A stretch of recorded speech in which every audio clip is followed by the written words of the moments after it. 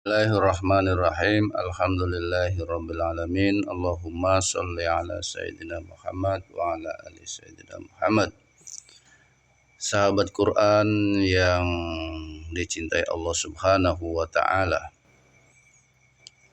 Baik, kita bertemu kembali. Tema kita saat ini adalah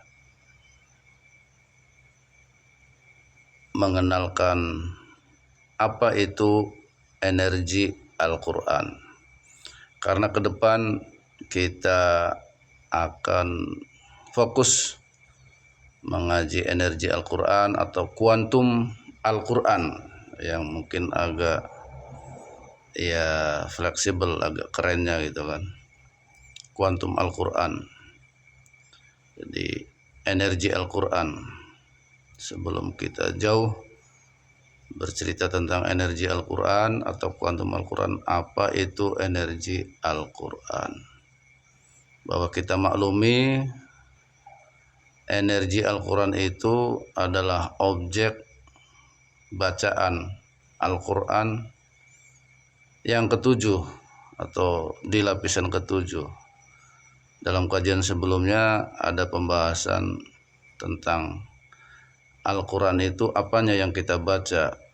Iqra'ul Quran, bacalah Al-Quran. Apanya yang kita baca Al-Quran itu? Ya, yang puncaknya Al-Quran itu kita baca energinya, bukan hanya kita baca tulisannya, bukan hanya baca terjemahan, makna atau tafsirnya, atau kandungan hukumnya, tetapi juga kita membaca energinya. Jadi, apa itu energi Al-Quran? Tentu kita pertama akan membahas apa itu Al-Quran. Kita tahu bahwa Al-Quran itu adalah kitab kita umat Islam yang masuk dalam rukun iman, percaya kepada kitabullah. Kita selaku orang beriman yakin dan percaya bahwa Al-Quran itu adalah kitab yang diturunkan Allah. Ma huwal Al-Quran? Al-Quranu huwa kalamullahi ta'ala al-munazzalu ala khatamin nabi Muhammad sallallahu alaihi wasallam al-maktubu fil mushafi al-manqulu ilaina bitawatiri al-muta'abbadu bitilawatihi al-mutahaddi biijaihi. Jadi Al-Quran itu adalah perkataan Allah Subhanahu wa taala, kalam Allah, ucapan Allah Subhanahu wa taala yang diturunkan kepada nabi terakhir, nabi penutup, Nabi Muhammad sallallahu alaihi wasallam, dan ditulis dalam mushaf, al-maktub alal mushaf, fil mushaf, dan disampaikan kepada kita itu secara mutawatir, jadi secara kuat, secara terstruktur, secara kokoh, tidak diragukan lagi kebenarannya. Dan ibadah al-muta'abbadu bitilawatihi, membacanya itu ibadah, walaupun kita membaca hanya di lapisan pertama, hanya membaca tulisannya.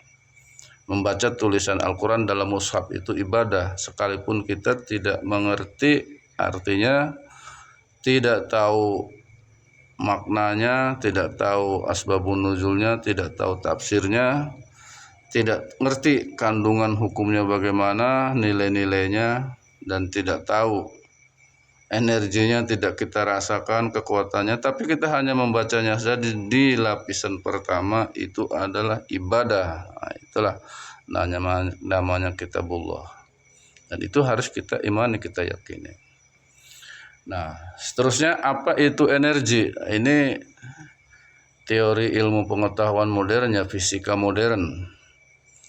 Energi ini adalah kekuatan, daya, kemampuan untuk melakukan usaha atau melakukan gerak yang menimbulkan satu perubahan atau pergeseran gitu kan.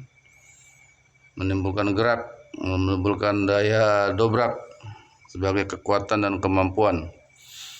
Jadi energi Al-Quran itu, nah sebelum pada energi Al-Quran, bahwa di dalam teori energi ini ada kajian yang menarik oleh para ilmuwan modern, terutama Joule dan Robert Mayer ya. Itu bahwa ada hukum kekekalan energi, bahwa energi itu tidak bisa diciptakan, tidak dapat diciptakan, dan tidak bisa dimusnahkan. Ternyata energi itu kekal gitu, kekal. Ya cuman ilmu pengetahuannya sebatas itu, bahwa energi itu ya kekal, tidak bisa diciptakan, tidak bisa dimusnahkan. Kalau agama itu yang kekal ya Allah Subhanahu wa taala. Jadi energi itu ya bersumber dari Allah Subhanahu wa taala, maka dia kekal. Itu kita kalau bahasa Al-Qur'annya, bahasa agamanya.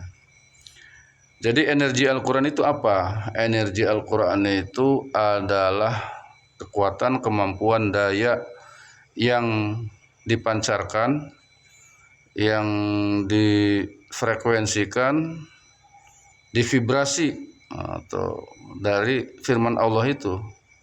Energi Al-Quran itu, bahwa karena ada mengandung mukjizat, ada mengandung keistimewaan, kehebatan, sehingga bisa merubah kehidupan manusia, merubah tatanan manusia dari hal yang tentu negatif ke positif, dari hal yang ya, rendah ke tinggi, dari gelap kepada terang, baik merubah secara pribadi, keluarga, sosial, dan tatanan peradaban tentunya.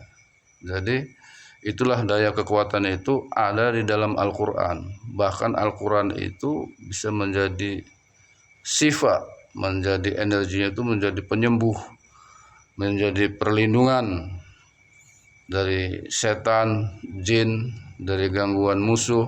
Itu bisa energinya itu, bisa kita manfaatkan, bisa kita gunakan sebagai perlindungan, bisa juga untuk penyembuhan, dan bisa untuk energinya itu bisa untuk ya menata masa depan. Nah, jadi ke depan insya Allah kita akan mencoba sama-sama menelusuri, ya menggali energi Al-Quran, bagaimana dan apa itu dan untuk apa. Nah, jadi nanti begitulah. Mudah-mudahan kita mendapat hidayah dan bimbingan Allah Subhanahu wa taala, sehingga ya kita dengan bismillahirrahmanirrahim ya, memberanikan diri membaca Al-Qur'an di wilayah energi. Demikian teman-teman, insya Allah kita akan lebih serius lagi, lebih panjang lagi ke depannya untuk membahas tentang energi Al-Quran atau kuantum Al-Quran.